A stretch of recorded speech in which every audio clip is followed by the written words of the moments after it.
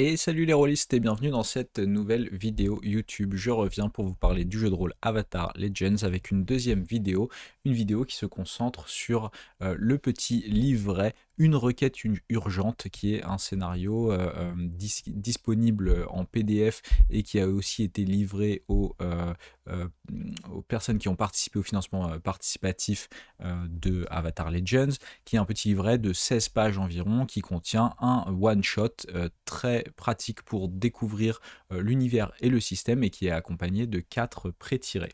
Donc dans une requête urgente, je ne vais pas rentrer dans le détail, mais j'ai envie de parcourir le livret et les pré-tirés avec vous assez rapidement.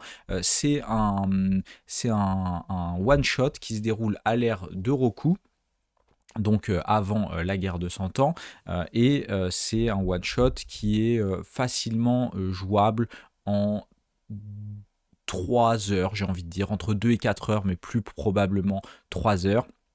Moi, ce que j'ai fait, c'est que après avoir lu le livre, quand j'ai voulu tester le système, j'ai fait jouer une requête urgente en faisant choisir les pré-tirés à mes joueurs autour de ma table. Donc j'avais 4 joueurs, 4 pré-tirés, c'était parfait, ils ont chacun pris un pré-tiré.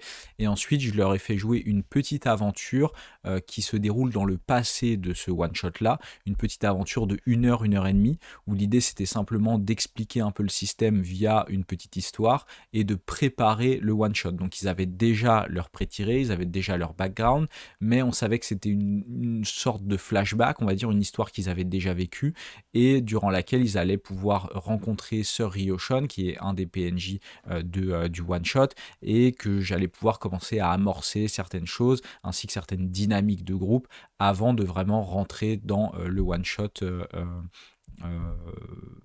tel que décrit dans ce livret.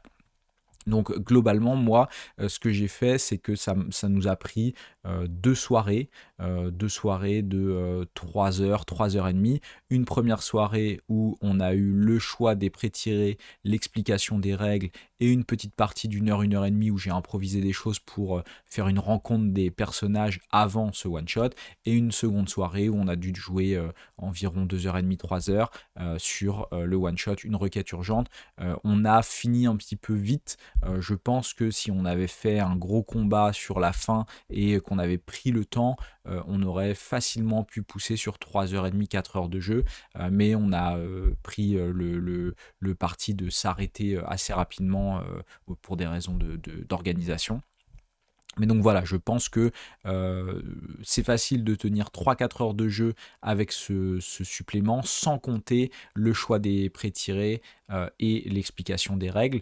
Donc si on rajoute le choix des pré-tirés, l'explication des règles, ainsi que pourquoi pas une petite partie d'intro pour expliquer le système de jeu, ça peut facilement nous occuper entre 5 et 8 heures, on va dire. Donc c'est vraiment un petit livret de 16 pages avec plus on va dire, un cadre de jeu qu'un scénario tel qu'on pourrait le décrire en termes dans des termes habituels de jeu de rôle classique, dans le sens où on va surtout décrire une situation spécifique, des PNJ, quelques lieux, des choses qui vont sûrement avoir lieu, mais il n'y a pas, on va dire, un déroulement des événements très spécifique, et on a surtout un peu un système d'horloge, ou en tout cas de chrono qui fait que les PJ vont être confrontés à une problématique et que ils vont devoir se dépêcher pour essayer de la résoudre. Donc dans ce livret, ce qui est assez intéressant, c'est qu'on a, je trouve qu'il est bien construit, on a un résumé de l'histoire, et on n'a pas vraiment de scènes qui se suivent qui vont amener au déroulement. On a surtout un résumé de l'histoire et un résumé on va dire, de l'ambiance ou de ce qu'on va vivre. Ensuite, on a en gros des scènes clés. Comment est-ce qu'on joue l'introduction et quels sont les personnages importants de ce one-shot, avec quelques lieux importants, quelques conseils OMJ, un perso légendaire qui est censé être le perso qu'on va aider durant le scénar, et c'est tout. Donc en fait, en vraiment 1, 2, 3, 4, 5, 6, 7, 8, 9, 10, ça je le compte pas, en 10 pages, on a vraiment suffisamment d'infos pour faire jouer. Il faut bien penser à tout, il faut pas hésiter à faire rebondir l'histoire.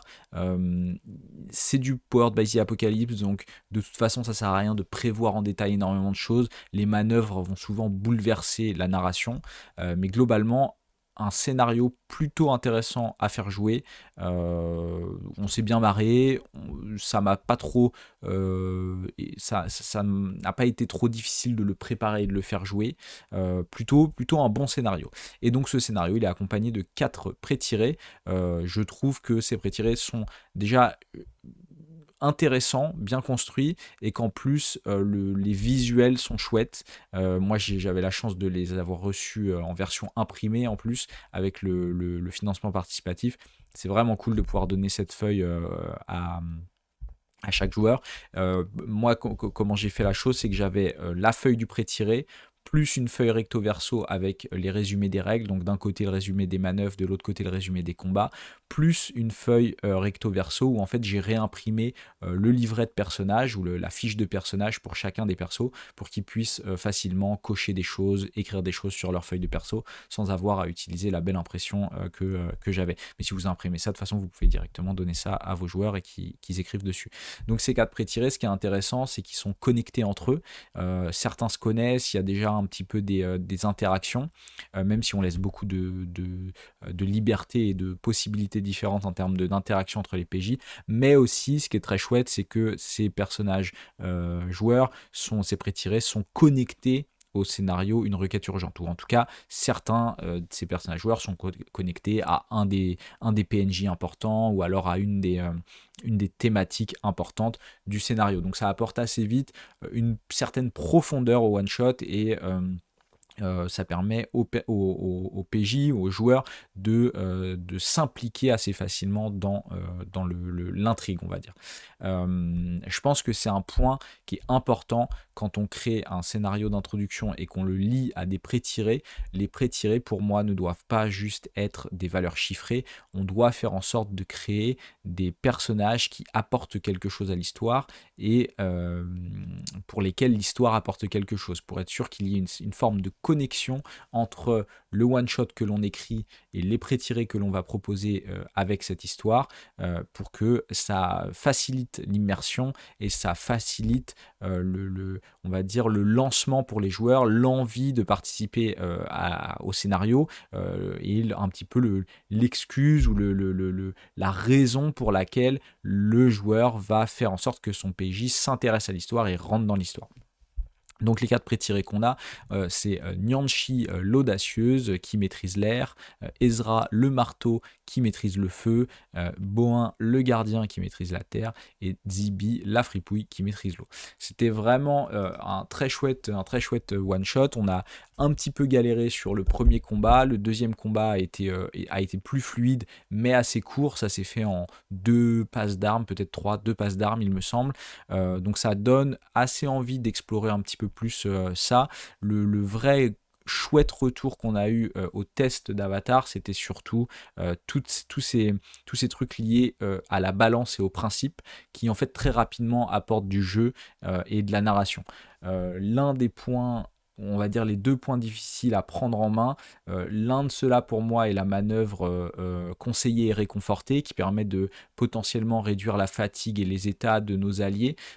Petit 1, c'est pas forcément facile pour les joueurs de penser à réaliser cette manœuvre, et petit 2, il faut réussir à l'amener dans la narration et jouer le fait qu'on conseille ou qu'on réconforte le PJ. Donc il y a un petit peu pour moi une certaine difficulté de ce côté-là, mais je pense que c'est quelque chose qui se prend assez facilement en main après quelques parties. Et la deuxième chose qui est peut-être un petit peu lourde sur ce système de jeu de premier abord, c'est le système de combat. Mais je pense de la même façon qu'après 3 ou 4 combats, c'est assez facile de rentrer dedans, de créer des habitudes, et surtout de faire en sorte que même si ce système de combat semble un petit peu complexe, on le mette en fait au second plan et qu'on se concentre surtout sur la narration. Et en fait, si on se concentre sur la narration et que le choix des approches, le choix des techniques est légèrement secondaire, on va pouvoir avoir des combats, je pense, assez dynamiques, assez rapides, et qui au final seront appuyés ou soutenus par un gameplay qui ne devrait pas mettre trop de bâtons dans les roues et permettre une certaine liberté, une certaine narration auprès des joueurs.